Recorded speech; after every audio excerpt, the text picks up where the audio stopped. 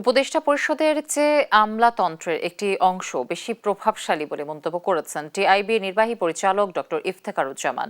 সোমবার সকালে রাজধানীর ধানমন্ডিতে টিআইবি কার্যালয়ে আয়োজিত সংবাদ সম্মেলনে এ কথা বলেন তিনি। ইফতেখারুজ্জামান বলেন, উপদেষ্টারা কোন কাগজে সই করবে, কোন সিদ্ধান্ত নেবে তা উপদেষ্টা পরিষদ সিদ্ধান্ত নিতে পারে না। এই সিদ্ধান্ত নেন আমলাতন্ত্রের ক্ষমতাবান ব্যক্তিরা।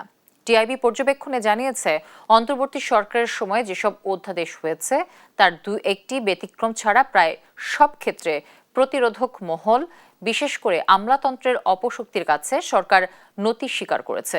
এ কারণে লক্ষ্যভ্রষ্ট হয়েছে সংস্কার।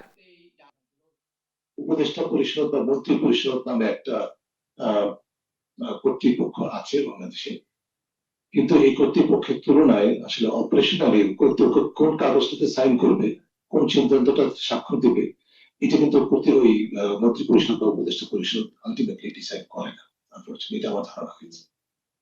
এটা ডিসাইড করে আমলাতন্ত্রের ভিতরে যেটা ক্ষমতাবান, তথ্য ক্ষমতাবান ব্যক্তিগুলো আছে বা মহল আছে, তারা সিদ্ধান্ত করে যে কোন কোন কমাটা রাখা যাবে, কোন তারিখটা রাখা যাবে না, কোন উপাদানটা রাখা যাবে না, এটি তারা নির্ধারণ করে দেয়।